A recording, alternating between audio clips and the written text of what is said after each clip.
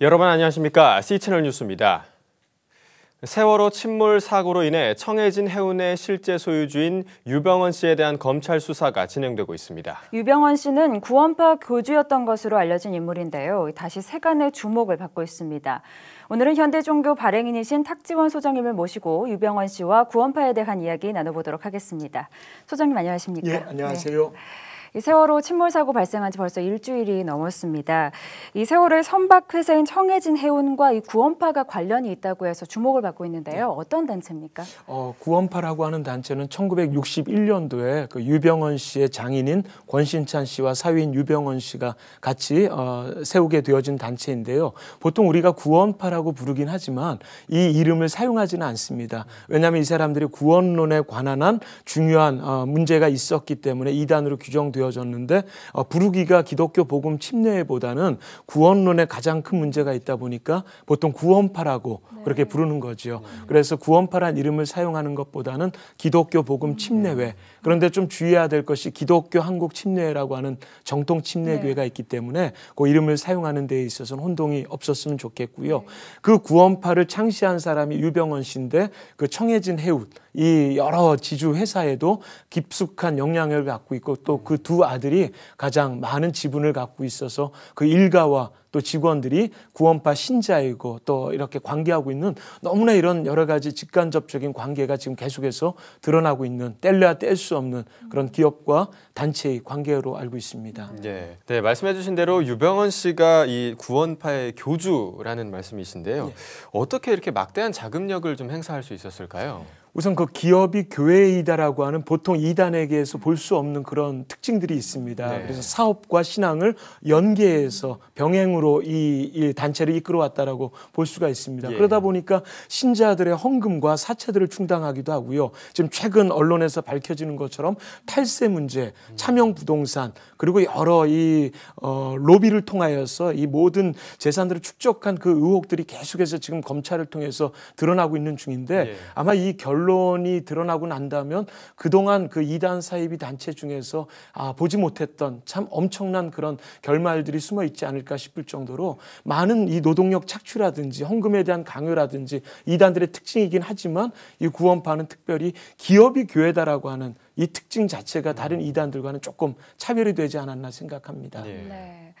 이 사실은 이 이단 문제는 하루 이틀의 문제가 아니지 않습니까? 구원파도 마찬가지고요. 그런데 이렇게 아직까지도 구원파가 활동을 하고 있는 것에 대해서 어떻게 좀 보십니까?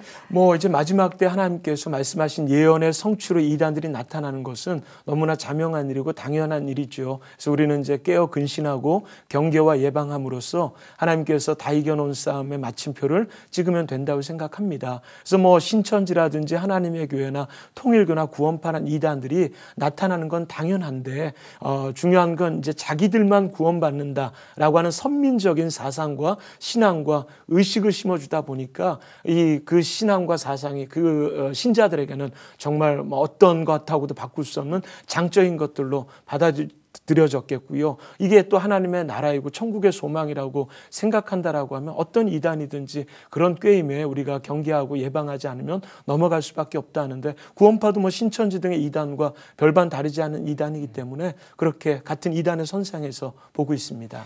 네, 이번에 문제가 된 이 구원파가 기독교 복음 침례회 아까 말씀해 주신 복음 침례회고 또 다른 구원파의 계열이 있고 또 기독교 한국 침례회는 우리 정통 교단이잖아요. 사실 이런 거에 대해서 우리 크리스천들이 굉장히 혼란스러워 하거든요.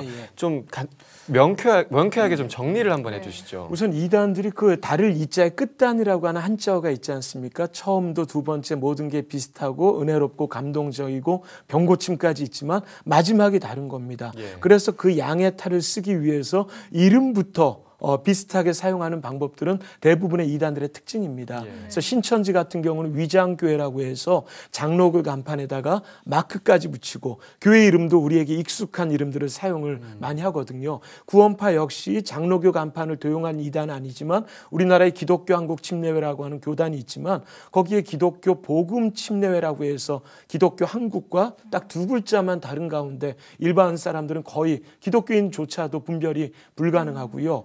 이 유병언 기독교 복음 침례회에서 사업과 기업과 이 교회를 같이 운영하면서 거기에 불만을 품고 나온 사람들이 거기 인덕원 쪽에 있는 서울중앙교회라고 하는 이요한 구원파인데 거기는 대한예수교 침례회라는 이름을 씁니다. 그러니까 대한예수교 장로회에서의 대한예수교 기독교 한국 침례회에서 침례교를 짝입게 한 거죠. 그리고 이 박옥수라고 유명한 또 구원파가 하나 있는데 거기도 기독교 대한예수교 침례라는 이름을 씁니다. 그래서 장로교 다음으로 이단들이 많이 사용하는 이름이 침례교 간판이고요. 성결교, 감리교, 순복음 어떤 교단도 이단들이 도용하지 않는 곳이 없을 정도로 양의 탈로 자기의 정체를 감춰야 되는 것이 이단들의 방법일 수밖에 없는 건 당연한 일이 아닌가 생각해서 우리가 겉만 보고 판단하는 일이 없도록 우리 성도님들께서 노력을 좀 해주셔야 될 것 같습니다. 이 말씀하셨던 것처럼 이 이요한 계열과 박옥수 계열은 같은 명칭을 사용을 하고 있는데 근데 이런 건 분별할 어떻게 수 해야 있는 될까요? 방법이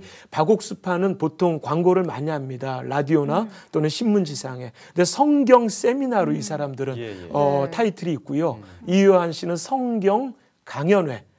그래서 또 위치로도 파악이 되는데 지금 박옥수 씨의 본부는 서초 양재 쪽에 있고 이 이요한파는 저기 인덕원 사거리 과천 안양 중간에 그리고 유병언파는 저쪽 삼각지하고 안성 쪽에 근거지를 둡니다. 이름에 약간의 차이가 있기 때문에 그 이름들을 하나 기억해 주시는 게 성도님들에게 중요한 팁이 될 수 있을 것 같고요. 배경 한두 가지만 알아주셔도 가능합니다. 그래서 교단의 이 신학교가 어딘지 대표자가 누군지만 알면 쉽게 이단인지 정통인지 분별 가능합니다. 네. 이 말씀하신 것처럼 정말 비슷하기 때문에 더욱더 이제 성도들이 미혹되기가 쉬운 것 같은데요.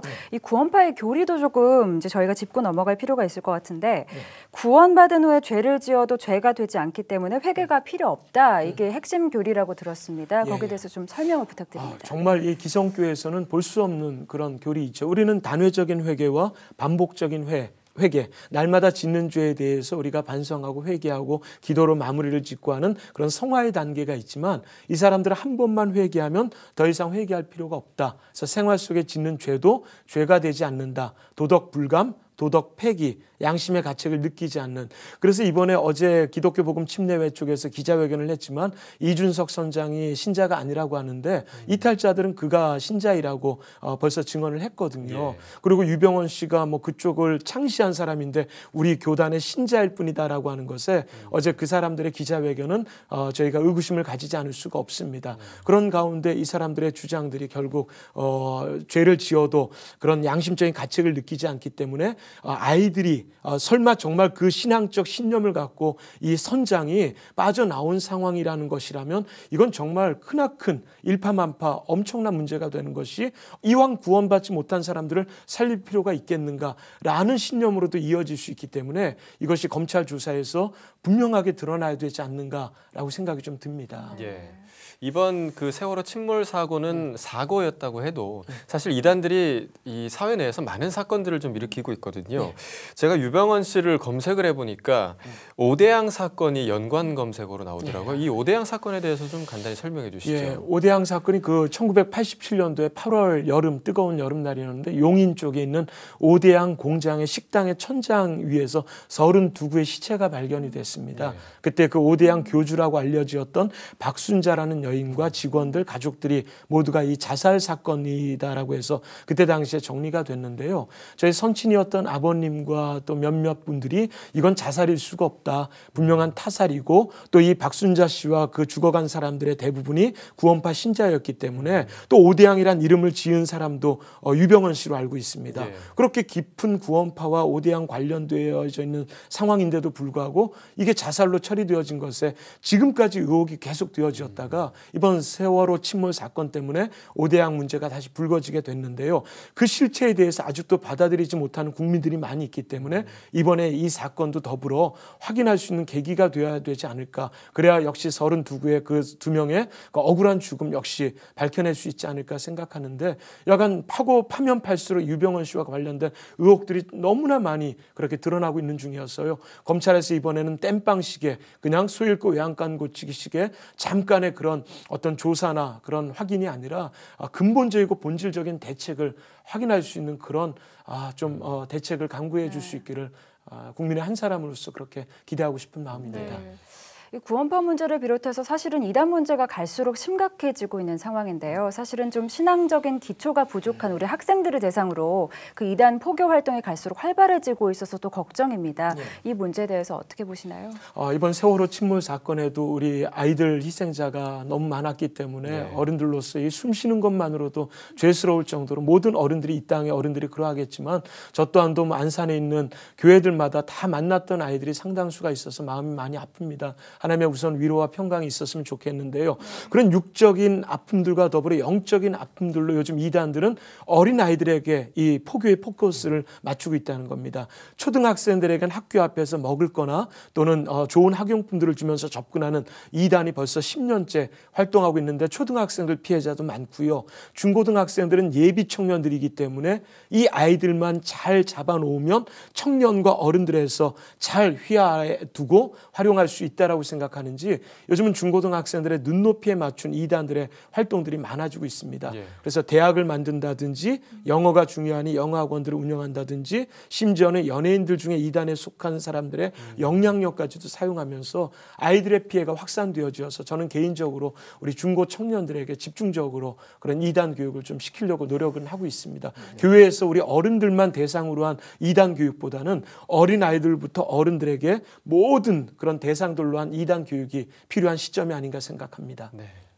네, 끝으로 이번 사고를 통해서 한국교회와 또 한국 사회에 주시는 하나님의 뜻이 어떤 뜻일지 또 한국교회 성도들에게 당부하실 말씀 있으시면 또 부탁드리겠습니다. 우선 이 여러 죽음 앞에 그 하나님의 뜻이라고 얘기하는 게 우선 제가 좀 어폐가 있을 수도 있고요. 정말 그 큰 하나님의 뜻이 어떤 건지는 우리가 계속 기도하면서 그 아픔을 겪은 많이들에게 우리가 치유하고 회복하고 또 할 수 있는 여러 가지 일들을 고민하고 기도하고 다시는 이런 아픔들이 생기지 않도록 노력해야 되는 것이 우리 대한민국에 살아가는 우리 기성세대의 이제 앞으로 남은 과제이고 몫이라고 생각합니다. 그런데 이번 문제가 역시 손바닥으로 태양 가릴 수 없는 것처럼 이단 문제가 드러나면서 결국 감춰질 문제가 드러나면서 저희는 지금 구원파 문제만 우리가 대책을 강구해서는 안 될 것 같고요. 앞으로 터져질 여러 시한폭탄을 안고 있는 이단 사이비 종교가 꽤 많습니다. 구원파 문제보다도 더 심각해질 문제가 많은데 내년 또는 내후년 계속해서 생겨질 문제에 대해서 우리가 문제가 터질 때마다 소잃고 외양간 고치기가 아니라 모든 이단들에 대해서 정부에서는 종교의 자유에는 사이비 이단의 자유가 있는지 모르겠지만 적어도 이런 사건이 터지지 않도록의 대책이 분명하게 마련되어져야 될 것이고요. 이런 종교와 정치권 간의 로비 같은 이런 문제도 한 점 의혹 없이 이번 검찰에서 밝혀져야 될 것이면서 또 이제 한국 교회에서도 우리 교회가 건강해짐으로써 이단들이 서지 못한다는 것에 우리가 교회가 더욱더 건강해지고 어린아이들부터 교육하는 데도 관심을 갖는다면 더 이상 이런 아픈 이야기들을 서로 나누지 않아도 될 것 같은데 더 많은 관심들이 진정성 있게 구체적으로 진행될 수 있기를 간절하게 바랍니다. 사실은 이단 문제는 계속 오래전부터 이어져 왔던 것들인데요. 이번 사고를 계기로 저희가 조금 더 경각심을 가져야겠다는 그런 생각이 듭니다. 동감입니다. 네, 소장님 바쁘신 가운데 오늘 또 좋은 말씀해 주셔서 감사드립니다. 감사합니다.